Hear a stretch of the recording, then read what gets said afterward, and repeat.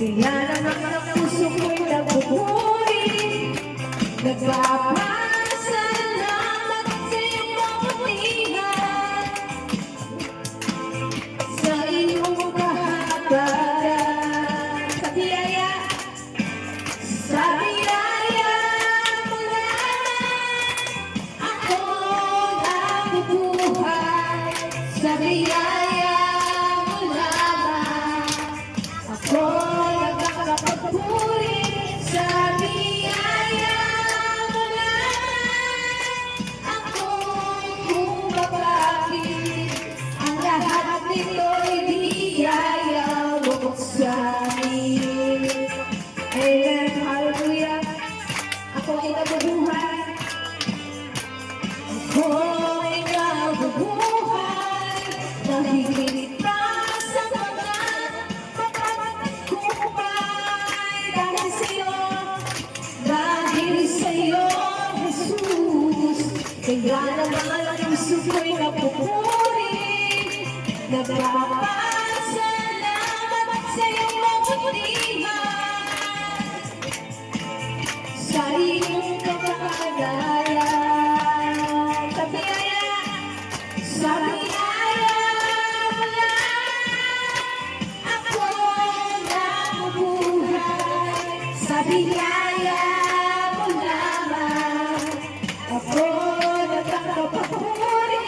Sa biyaya mo lamang ako bumabati. Ang lahat nito'y biyaya mo sa amin. Sa biyaya mo lamang ako nabubuhay. Sa biyaya mo lamang ako nagkakapagpuri.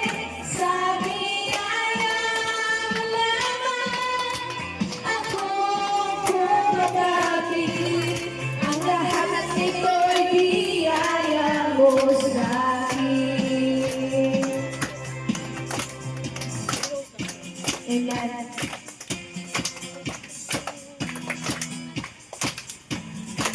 Sa tulong, sa gala, at isa sa laman, sa gala, kapurihan ka. Sa tulong, sa gala, at isa sa laman.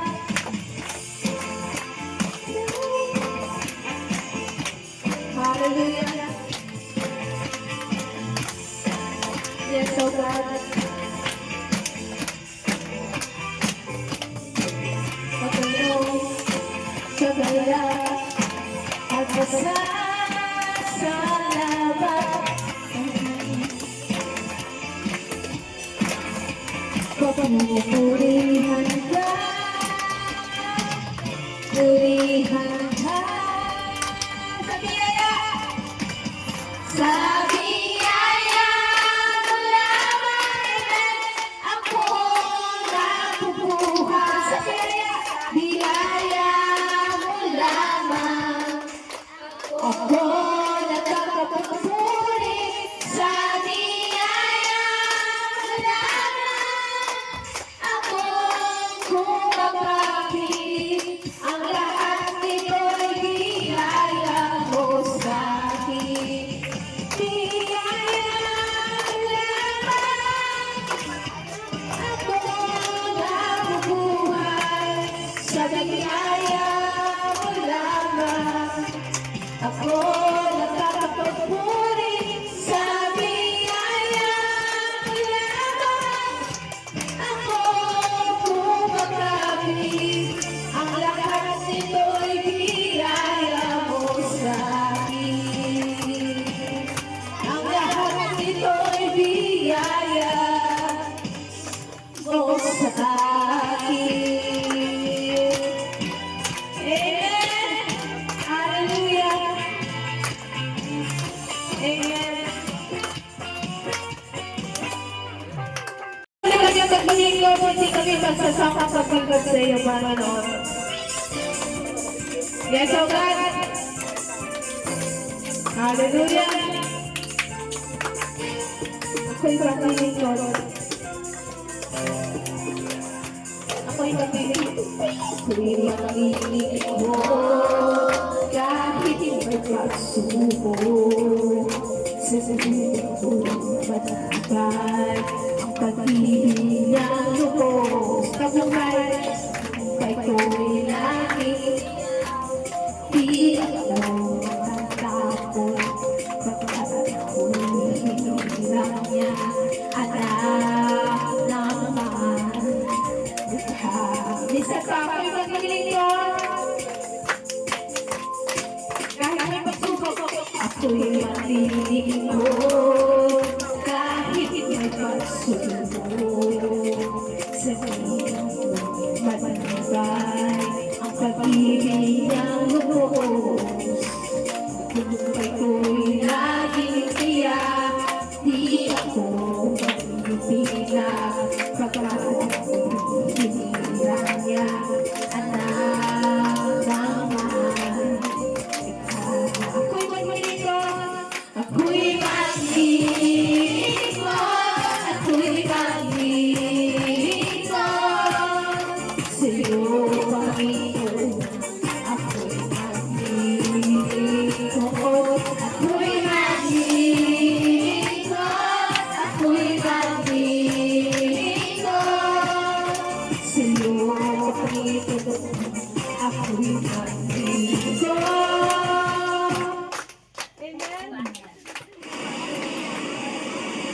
So God, purihin mo natin ang ating Panginoon. Tunay na banal ang ating Panginoon. Yes, so God. Hallelujah. Ang puso ko'y itutulog sa'yo. Nagpapakumbaba, nagsusumamo. Pag-idapatin mo na ikaw ay mamasdan. Magalitaan sa iyo ay tumisa. Minsan pa ang puso ko'y tinutulog sa iyo. Nagpapakumbaba, nagsusumamo. Pag-idapatin mo na ikaw ay mamasdan. Magalitaan sa iyo ay tumisa. Loobin mo ang buhay ko'y maging banal ng tahanan. Luglugan ang iyong wagas na pagsinta. Daluyan ang walang hanggang mga papurit at samba. Magaling ka, O Diyos, ngayon at kailanman. Oh, hallelujah. Tunay, Lord, naghalit sa aming mga buhay. Minsan pa, tuko'y itutulog sa iyo. Nagpapakumbaba, nagsusumamo. Ikaan sa'yo ay pumisan. Loobin mo ang buhay ko'y maging banal mong tahanan. Luglugan ang iyong wagas na pagsinta. Daluyan ang walang hanggang mga papurit pagsamba. Magaling ka, O Diyos, ngayon at kailanman. Loobin mo ang buhay ko'y maging banal mong tahanan. Luglugan ang iyong wagas na pagsinta. Daluyan ang walang hanggang mga papurit pagsamba. Magaling ka, O Diyos, ngayon at kailanman. Magaling ka, O Diyos, ngayon at Bagay ikaw, Diyos, ngayon at kailanman.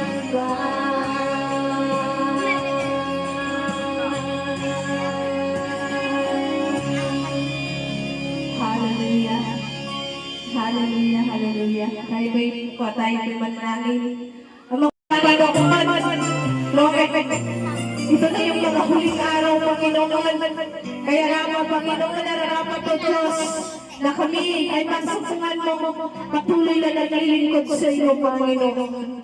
Panginoon, ulit sa araw na ito, Panginoon, samahan mo kami sa aming pagtitipon, Panginoon, sa lugar na ito.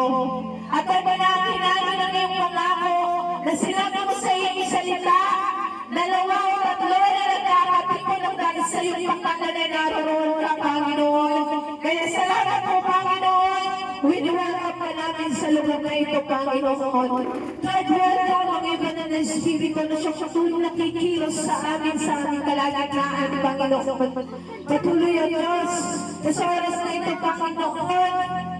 Lord God, ikaw po, Panginoon, ang mamunan sa amin, Panginoon, sa gawain ng itong lugar. Alam namin, Panginoon, na Lord God, hindi mo makita ng aming mga lakas, Panginoon, ng aming mga talino, Panginoon. Lord God, hindi namin kayang talunin ang mga bagay, Panginoon. Lord God, kaya alam namin, Panginoon, Lord God, kami, Panginoon, ay magtatagumpay, Panginoon. And Lord, salamat po muli sa hapong ito, Panginoon. Dalangin po namin ang bawat bahagi ng gawain ito. Kayo po ang siyang manguna sa amin, Panginoon. At kami na makikinig, Panginoon, patuloy mo pong i-ready ang aming mga spiritual na buhay, Panginoon, na siyang patuloy, Panginoon, na mapagtamnan ang iyong mga salita at gamitin mo, Panginoon, ang iyong lingkod, Panginoon, upang maging instrumento na patuloy kaming lumago at patuloy kami, Panginoon, na makalakad sa iyong kalooban, Panginoon. Lord, we pray, Panginoon, ang mga bata, Panginoon, patuloy pong pangunahan, Panginoon, ang manguna sa kanila upang magturo, Panginoon, na sa ganun, Panginoon, patuloy na mag-guide ang kanilang buhay, Panginoon, at higit sa lahat na sila'y maging mapalapit sa iyo, Panginoon. And Lord, maraming pong salamat sa hapong ito sa gagawin mo sa amin. Inaangkin namin na ikaw ay nagtagumpay na sa gawain ito, Panginoon. Purihin ka, Ama, sa pangalan ng Panginoong Jesus, ang ating magsabi ng Amen. Magpasalamat sa Panginoon kami. Walang mga bigas. Sabi naman ng aking anak, Anay, anong sinain mo? Huwag ka mag-alala. Basta't may saging, kain na yan. Sabi naman ng aking asawa ay, kung gusto ninyo ng bigas at maghiram doon sa iyong kapatid, ay di naghiram nga ng bigas. Nagsama-sama na kaming lahat. Naging masaya naman kahit kami walang makain na bigas, na saging lang. Masaya na kami doon sa saging. Pero naghanap pa talaga ng bigas. At gusto ba ang iba ay kanin pa ang May dala ng bigas. Meron. Mayroon po. May dala tayo.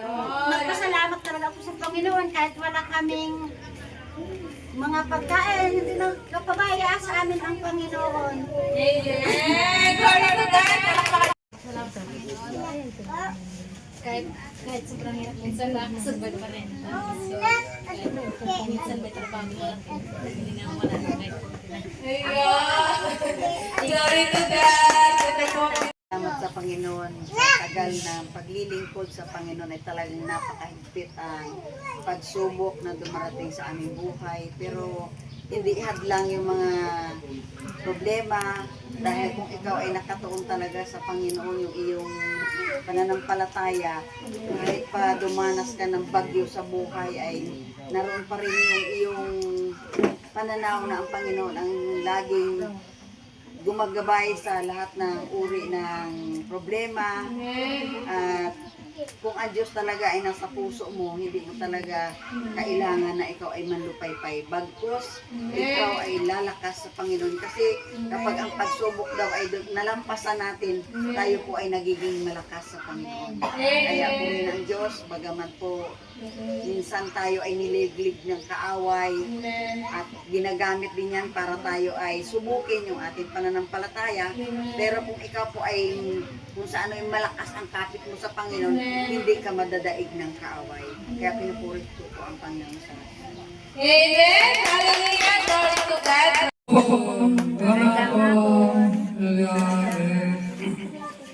Before we start our sermon, let us pray. Father God, I thank you for coming for your service today. Lord, please bless us, especially financially, emotionally, and then let us open what we see God. Then Jesus Christ words, and then to be work and then 30 times, 60 times, 100 times for the glory of God, to Lord Christ Jesus. In the name of Jesus Christ, I pray. Amen. Leviticus chapter 4, talking about sacrifice for restoration of life. Trying to summary of Leviticus chapter 4 is this chapter covers the ordinance for anyone, for priests, and the entire congregation of Israel, to patriarchs, and even commoners, who has violated God's commandments to offering sacrifices suited to their circumstances, to receive atonement for their sins and restore their purity. hangin. Umakit sa saburo upang manalangin. Iniwan niya yung kanyang mga alagad doon sa bangka. Nasaan yung bangka? Ala, sa bundok ang bangka. Ang bangka ay nandun sa tubig, sa dagat, sa ilog, o ano pa man. Nandun na iwan ng mga alagad at nanalangin ang Panginoon Jesus sa mga alagad. Dahil ang mga alagad ay naiwan sa bangka, bumalik ang Panginoong Jesus doon sa bangka. Pero nagulat sila na ang Panginoon ay lumalakad sa ibabaw ng tubig. Nakakita na kayo ng gano'n? Ha? Na lumalakad sa ibabaw ng tubig? Wala, di ba? Ang Panginoon lang gumagawa noon. Amen? Lumakad siya sa tubig. Nung makita ng mga alagad, Even if our driver fails to see us spiritually, sign and insist on the name, if God by qualities, find is not way on the grounds of that way. Because this is because the regulations apply equally to those who are near. Trying to get spiritual lesson, we often make excuses by saying, I did it, because I didn't know. But for the Holy God, even unwitting sins, leave behind spiritual defilement. Rather than justifying our ignorance, we need the attitude of examining ourselves closely under the illumination of the Holy Spirit. Second application illustration of the weight of responsibility with influence. Trying to take content or wrong decision made by the head of the household or the representative of a company goes beyond a personal mistake, and there is a severe blow to the entire community. This is why the offerings for priests and patriarchs in Leviticus 4 are stricter and greater than those for commoners. Try to give spiritual lesson, the higher my office and vision, the greater the harm my transgression causes to the community. Instead of thinking, it's just me. We must have a full sense of responsibility that if I fail, the community could be in danger. For the third application illustration, Jesus Christ, the perfect antidote. When you accidentally poisonous emotion, the fact that it was a mistake does not mean the poison will not spread. We must drink antidote to survive. A complex atonement sacrifice of the Old Testament ultimately point to Jesus, who is the perfect antidote for us. Trying to give spiritual lesson regardless of the magnitude of the sin or whether it was international, the consequence of a sin is death. However, we do not need to slaughter animals every time, as in the Old Testament. We obtain true freedom only when we rely on the precious blood of Jesus Christ, who became the atoning sacrifice once for all. Christian life is grace. We know Jesus Christ. But in Jesus Christ, we have to be thankful all the time. Yeah. But sometimes, because of greed, there's many things lose. Sometimes to treat your children, to treat others in the world. And then sometimes right now, but you know, and then it is important to read the situation. Read the situation of your family, and then your children, and then your husband or wife. And then when you see that this person is available, only this part, you have to know, try to understand the situation. And then if the Lord give only the situation, and then if you eat only that, you have to give thanks. So it is important we walk with the Lord Jesus Christ. And then if you walk with Lord Jesus Christ, there is prosperous life and successful life. Number 5, conclusion. The sin of faith in the Leviticus of chapter 4 is not a law God created to condemn us, but a general of love created to save us. Since there is between us and God, but sincere repentance and faith relying on the merits of Jesus Christ, tear down the barrier and invite us into holy life. Tayo panalangin. Tayo ay manalangin. Holy God, the Father, today through Leviticus chapter 4, we meditate on the gravity of sin and God's grace that covers it. Please cleanse us with the precious blood of the cross, not only of the sins we commit knowingly, but also of all our transgressions committed consciously or out of ignorance. In particular, may the offices and the positions entrusted to us become a positive influence on the community and grant us a spiritual sensitivity to humble examine ourselves every day. We pray for this day in the name of Jesus Christ, who became the eternal atoning sacrifice for us. Sa pangalan ni Jesus. Amen. Let's pray. Genesis, everyone in this place. Genesis, inside of everyone in this place. Genesis, the fathers of everyone in this place. Genesis, the sons of everyone in this place. Genesis, the spirits of everyone in this place.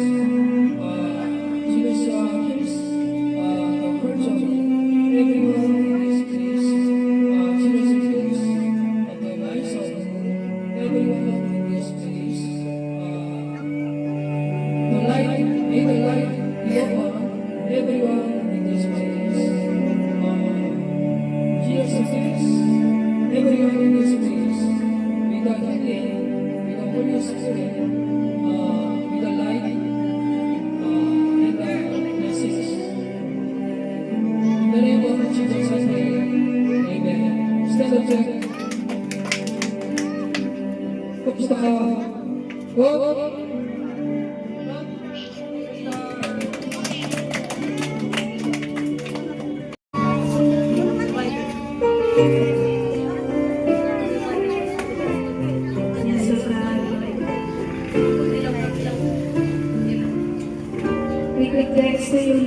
Sweet. Yes,